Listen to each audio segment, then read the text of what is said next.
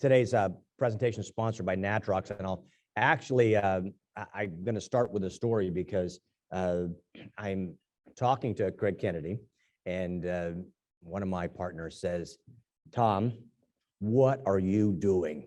Topical oxygen, are you serious?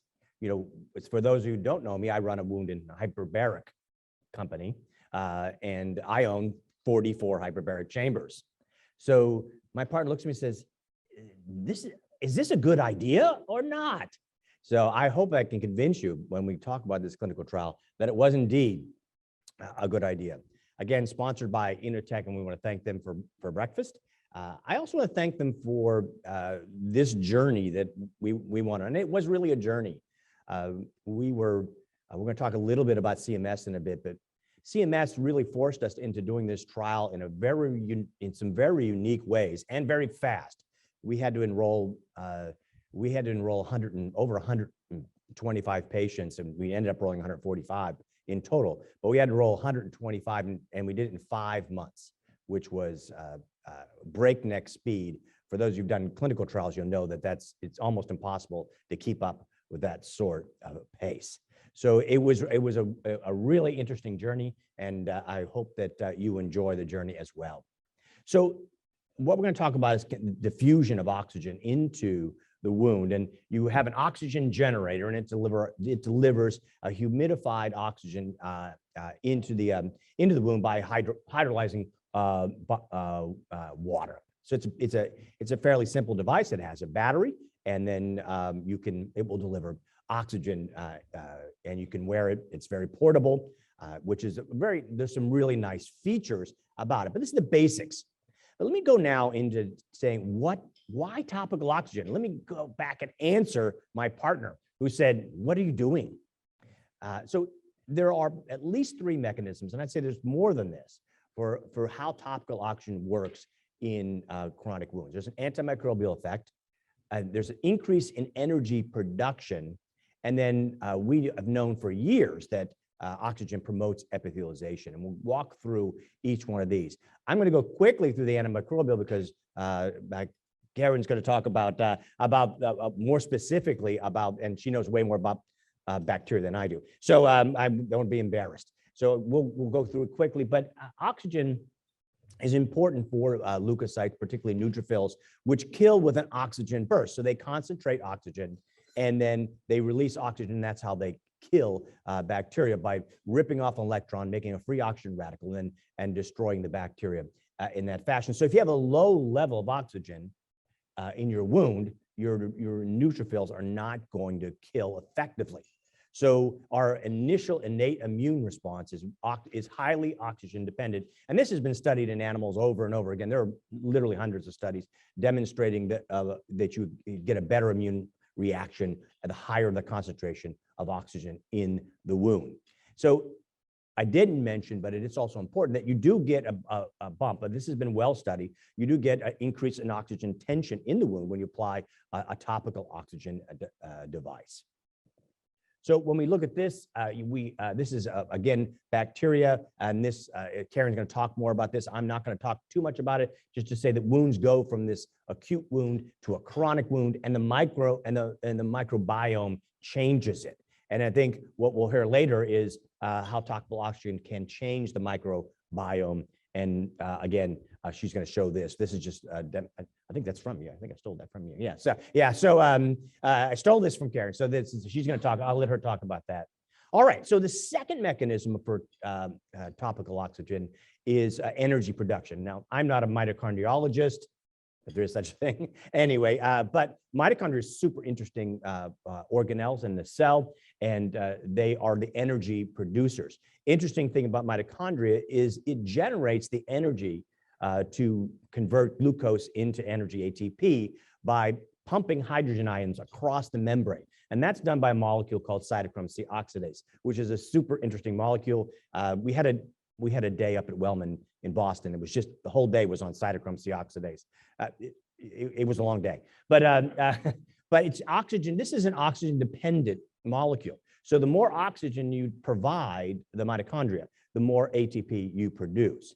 And this has been done. This is one of a rat study just showing in a low oxygen environment, you produce in this case, there was 2 ATP or 2 molecules of energy, but in normoxic, you get 36. And as you increase this oxygen tension to a plateau level, you continue to get increased ATP or increased energy. And this is one of the second mechanism by which topical oxygen has a cellular support. The third is something we've known for a very long time, and that is that epithelial cells, keratinocytes, love oxygen. I remember T.K. Hunt here in San Francisco many years ago talking about that giving epithelial cells oxygen was like putting lighter fluid on your charcoal fire. They really respond very well to it. And there's been a number of animal and human studies. We have a number of case studies where what this venous leg ulcer needs is epithelialization, and we can promote that by adding oxygen. And this is a patient with a diabetic foot ulcer, and I was testing TK's theory and adding oxygen along with just basic wound care, and the patient went on to heal very rapidly with the addition of oxygen therapy. And this is all before the upcoming clinical trial. So there's one missing here. I didn't put Bob Freiberg's paper on this slide. These are more continuous diffusion oxygen, but actually the AOD trial should also be on here. There's a number of trials that were pretty well done. There's 300 patients in these trials. This demonstrates that we have a lot of evidence for topical oxygen. CMS doesn't think so. So CMS has not agreed to reimburse this in a national way. And they looked at these trials and they had a lot of criticisms, a page full of criticisms. You didn't have a run-in period. And I remember most distinctly, the other complaint they had is, you did all these trials and none of them were our patients. You didn't trial that on our patients. You've got these diabetic foot ulcer trials and they're not Medicare beneficiaries. So if you want to do a trial and get us to pay for something, you got to have our beneficiaries have got to be in the trial. So we're taking notes. Okay, half the patients got to be over 65. We're going to make sure we have a run-in period. It's got to meet the NCD. Now, in the US, if you want to get approval from Medicare to pay for a product, you have to do 4 weeks of standard wound care, and the wound can't have healed by, we say 40% for diabetic foot ulcers, some say 50, over that 4-week time frame. And if it doesn't heal by that amount, then that patient needs advanced wound care. Well, Medicare went back and looked at those trials and said, none of those trials did that. They also said you need to have 3 digits in your trial, and we need 3 digits, at least 100 patients. So we got a lot of feedback based on those trials, and these are well done. Particularly the top one there, they're very well done clinical trials, and we really thought, honestly, that we would get approval based on this. No, that's they said no.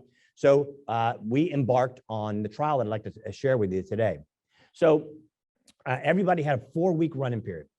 2 weeks was historical. We looked at the patients and said, during that 2 weeks, before you get enrolled, you cannot have healed by more than 20%. And then we put them in the trial and gave them standard of care. And Medicare actually gave us a compliment later on after we finished this trial. It said they called it super standard of care. Aggressively debrided. Offloading was total contact casts. So we did the gold standard. How many diabetic foot ulcer trials have you seen where TCC is the standard of care? Because it is the standard of care. And then we did a reduction of bacterial burden, very aggressive. And then half the patients we enrolled, and I'll show you the data in a minute, were going to be over 65. So we stratified for that. And then we randomized patients to topical oxygen plus standard of care or standard of care alone. We had 19 clinical sites across the United States, well represented geographically, and we were off. All right. So a little bit about the run-in period. So I really mentioned this already, but the inclusion criteria, everybody had to have 4 weeks where they hadn't healed by 40%. So, during the last 2 weeks of that, they had to have a total contact cast. Now I'll tell you something. What was our number one screen failure? We had a lot of screen failures. I'll show you in a minute. Our number one screen failure, they healed too much. But we were getting rid of the rapid healers. And that's what we want to do. And that's what Medicare want to do. Medicare says, if you can get them healed by that much in 4 weeks, they don't need to be in your trial because we're not going to approve that as a modality once we approve your product. We're not going to these are your patients. These are the ones that we're going to treat. So, okay, that we did. And I can tell you story after story of patients who had, 6 months of treatment at places you would recognize the names. And then look, we can't get this patient healed, and we're going to refer him to you for this clinical trial. We put him in the clinical trial, aggressively debride him, put him in a cast, put him in a good dressing, and come back next week, and they healed by 50%. We had people healing in the 2 weeks. We had a lot of people heal in that 4 weeks that were had been open for months. So that actually, as you can see, is going to be our #1 reason for screen failure. And I'm going to give kudos again. This is a sponsored breakfast, so I can say that to the folks that, and Kathy and I were just talking about the weekly calls we had, and they were very patient with us because we had a lot of screen fails. And you have to have a very patient sponsor when you have a lot of screen fails. Like, what are you doing? But it was important. We used, this is pretty much standard now in the clinical trials. We used our 3D assessments. We used, and I'm going to throw another name out, apologize for using trade name, but tissue analytics, where we were able to take the photos. The neat thing about it is that all the monitoring for this trial was done primarily remotely. So this is really a remote trial. And another thing, one of the great things about having fun with trials is we had enrolled about 125 patients, right around there. And then there was this thing called coronavirus, you may have heard of it, that shut the country down in the middle of our trial. So we actually took a pause, and then because wound care is essential, we were able to restart our clinical trial, and we actually enrolled 18 more patients during the pandemic. And it's not in this presentation, but we are now going back and looking at the difference in healing between in the pandemic and out of the pandemic, because the results are different. All right. So baseline characteristics, there was no statistical significance between how long they'd had the ulcer, between their age, their ISDA grade for infection, or their Wagner grade at all. There was both groups had equal representation. Roughly 55% of the patients were over the age of 65. So we had met that criteria for Medicare. In fact, it's funny. It's the first one I've ever done, the first trial I've ever done where I had made this a criteria. And it presents its own challenges. And we can, over a beer sometime, we can talk about putting total contact casts on 80-year-olds. There's some real challenges that I had not foreseen. All right, so this is our consort diagram. There were 224 eligible for enrollment. And then we excluded, you can see that we excluded quite 29 on initial, and then 50 were excluded because of later on, before they got enrolled. And what you want to look at is this right here, where it says wound reduced by greater than 20% during that run-in, 34 patients. So there's a very large number of patients were excluded. We randomized 145 patients, and then we followed them. Now, one of the things you're going to see here, we're going to go to the results in a minute. One of the things you're going to see is that the standard of care arm seems like the healing rate's really low. It is, and that's the way it should be in modern diabetic clinical trials. Because if you're doing all this in the beginning, you're going to take all your fast healers out. So rather than most of our clinical trials before this, we expect the placebo group or the standard of care group is going to heal 40 to 50%, rough in that range. So that's not going to happen here, and you'll see it's going to be in the 20s. And I can tell you that we have trials where it's below 20, and that's because we've selected out the patients who need advanced wound care. These patients will have a hell of a time healing unless they get something that is advanced. All right. So looking at complete healing, look at the top, which is intent to treat. And I'm really super proud of this, but we met not only the per protocol, which we'll talk about in a minute, but the intent to treat. Now go back and look at some of the clinical trials that have been done in diabetic foot ulcers, and heck, I think I did probably half of those. And you don't meet intent to treat very often. And the reason that's really kind of interesting is because if the patient had at least, I think it was 6 weeks of oxygen therapy, they were counted. So if they had 6 weeks and they dropped out, or they had 6 weeks of oxygen, and they tore their dressing apart or whatever, and they didn't, they still counted. So it's really hard because a lot of those intent to treat patients didn't get a full course of therapy. And that's one of the downsides of intent to treat. So this was really a extremely positive finding. And of course, in the per protocol, where the patients did receive a full course of oxygen therapy, then they healed. There was a much more significant healing, and about twice as many patients with topical oxygen healed over those who just got standard of care alone. And you can see, look at the standard of care arm healing, it's very low. And that's, I think in modern diabetic foot ulcer clinical trial, this is where they should be. Because if that number's higher, that means we didn't pick patients that needed advanced wound care. All right.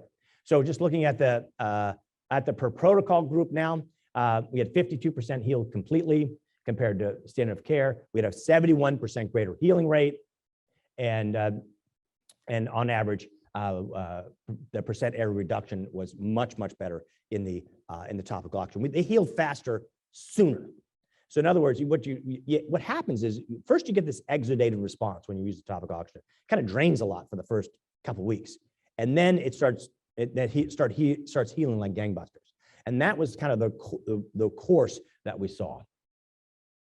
All right. So percent error reduction. We also, as we looked across the trial, we saw that we had a greater reduction in the way the wound sizes as we went from week to week to week. And you can see that that's also statistically significant. Why did I include this?